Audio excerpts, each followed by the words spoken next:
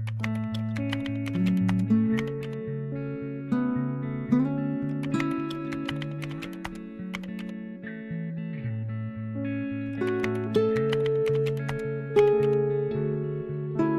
perkenalkan saya Alfa Salma, biasa dipanggil Salma, dan saya berumur 20 tahun. Asal saya dari Bojonegoro, Jawa Timur, dan saat ini saya sedang menempuh pendidikan di Sekolah Tinggi Multimedia Yogyakarta.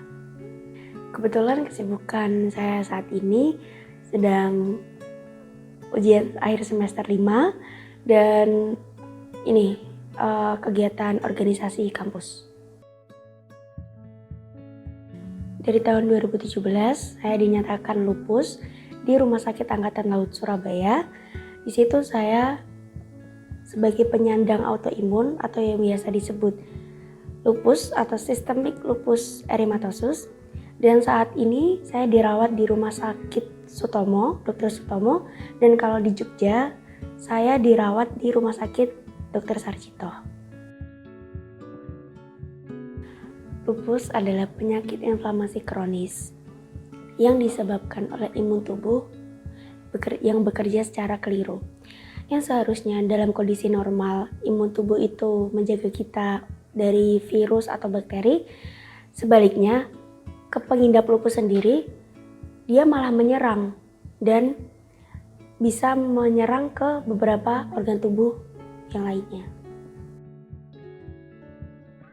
Lupus itu bukan penyakit yang menular. Jadi kalian kalau misalnya bertemu dengan pasien lupus, kalian tidak perlu khawatir karena dari kontak langsung ataupun dari udara ataupun dari tubuhnya langsung itu tidak ada virus ataupun yang sejenis lainnya yang membuat itu menular. Jadi bisa dinyatakan bahwa lupus itu bukan penyakit yang menular.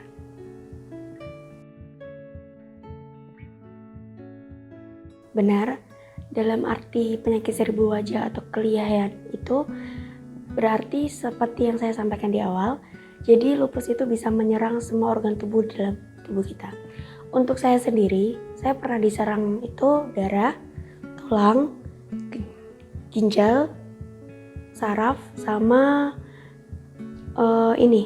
jantung. Jadi lupus itu ada obatnya, tapi obat itu untuk menekan si lupus itu biar nggak nyerang kemana-mana. Jadi misalnya nih, dia lagi nyerang ke tulang. Nah, itu diobatin. Obatnya itu untuk menekan biar dia nggak nyerang kemana-mana dulu. Kamu nyerang di sini dulu, jangan tiba-tiba ke otak atau ke saraf atau ke ginjal, kayak gitu. Jadi sampai saat ini pun tidak ada obat penyembuh total untuk lupus itu. Jadi obat untuk pereda nyeri dan menekan agar tidak menyerang kemana-mana. Seperti itu.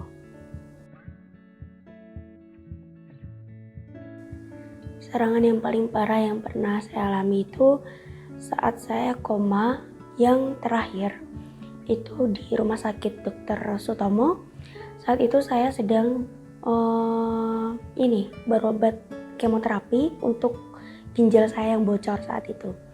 Itu kemo yang ketiga kali. Jadi kemo itu ada 6 kali, itu yang ketiga. Dan saat itu sebelum memasuki obat bius, saya itu tiba-tiba kejang. Jadi saya punya epilepsi saat itu.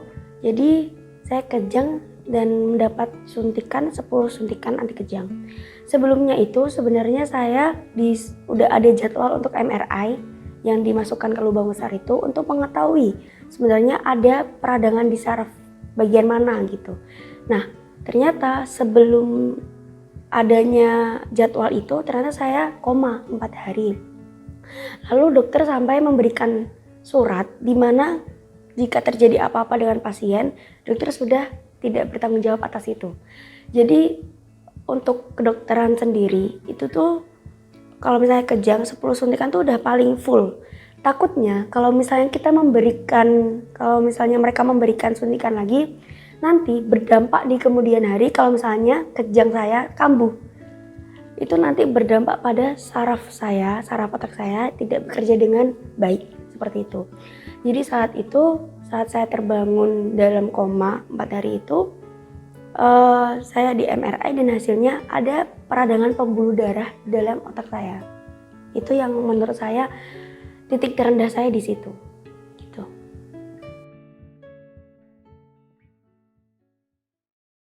efek yang aku terima dari sisi negatifnya itu saya pernah dalam fase penolakan. Jadi setiap penyandang lupus tuh ada fase penolakan di mana kenapa harus saya, katakan banyak orang, tapi kenapa harus saya dan keluarga saya yang diuji dengan penyakit ini? Dimana saya tahu bahwa penyakit itu belum dapat disembuhkan dan harus berobat, harus kontrol setiap sebulan sekali. Saya di situ kayak merasa capek, bosan, jenuh dengan kondisi yang seperti itu. Apalagi saat dimana saya harus transfusi darah karena memang lupus saya menyerang darah. Transfusi darah itu setiap 1 bulan sekali. Saat SMA dulu, 1 bulan sekali itu saya bisa menghabiskan 3-4 kantong darah. Jadi itu menurut saya yang kayak fase penolakan yang seharusnya, kadang saya memikir yang seharusnya saya bisa seperti anak-anak yang lainnya atau orang-orang yang lainnya, bersekolah, bermain, yang gak usah memikirkan aku harus bawa obat, aku harus teratur, aku gak boleh terlalu capek, gak boleh terlalu stres. Jadi kadang tuh punya rasa kangen di mana dulu saya nggak pernah memikirkan seperti itu. Jadi kayak aku normal, cuman aku merasa tidak normal dengan adanya lupus itu. Jadi fase penolakannya itu. Jadi seakan-akan lupus ini menghalangi aku buat berkembang, buat itu. Soalnya apalagi kalau ada orang yang memandang kalau misalnya ada lupus aku nggak bisa apa-apa. Jadi benar-benar yang kayak, oh dia punya lupus nih, dia nggak bisa ini, nggak bisa itu. Itu yang kadang bikin aku sedih. Itu yang bikin aku kayak menerima efek-efek dari lupus itu. Padahal sebenarnya aku bisa loh, seperti kalian, seperti normal aja, bisa melakukan apapun itu.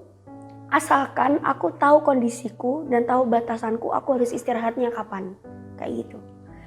Jadi itu sih efek yang aku terima. Dan orang-orang yang kadang memandang sebelah mata itu tuh kadang aku pengen ngomong kayak, aku tuh bisa kayak kamu, aku tuh nggak selemah itu, aku tuh punya lupus tapi bukan berarti karena lupusku ini aku terhalang untuk melakukan apapun gitu.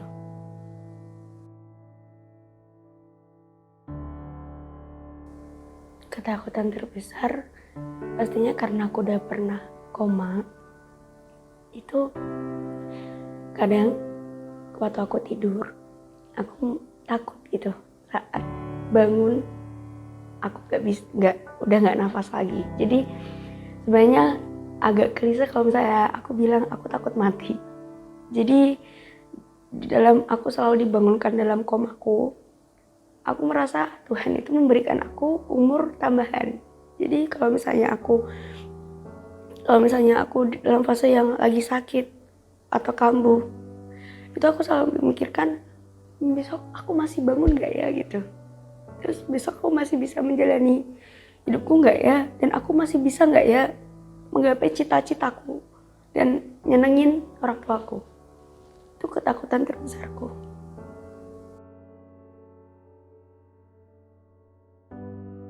Orang yang paling berperan besar menurutku orang tua, abi sama ibuku. Mereka gak pernah ngeluh kalau misalnya ngobatin aku, mengikhtiarkan aku. Terus keluargaku dan teman-temanku di sini yang udah kayak keluarga aku. Jadi kalau misalnya di sini aku lagi kambuh, itu teman-temanku yang di sini yang ngerawat aku, nemenin aku di rumah sakit, dan bahkan mereka mau menerima keadaanku gitu. Karena di sebelumnya aku merasa teman-temanku tidak menerima keadaanku yang seperti ini. Dan di sini Tuhan ngasih aku teman-teman yang sangat menerima aku apa adanya.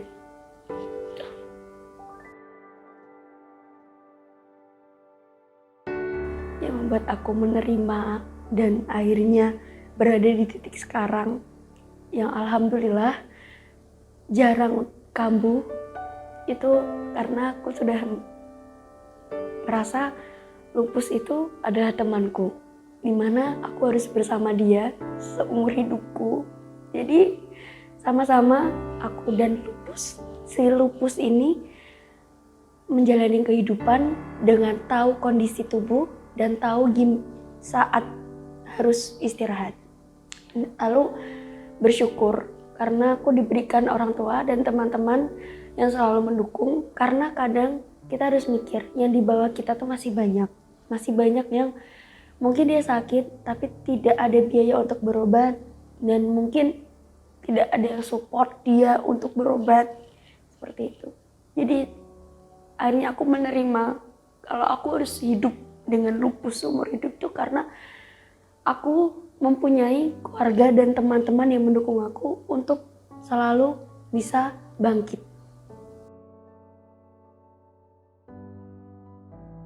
Hidup itu adalah anugerah, jadi nikmatilah momen-momen kecil yang membawa kebahagiaan buat kamu. Lalu masih ada hari esok yang menanti kamu, dan bersyukur banyak orang di samping kamu yang mendukung kamu dan kamu tidak pernah sendirian. Jadi nikmati hidup kamu, esok, dan esoknya lagi.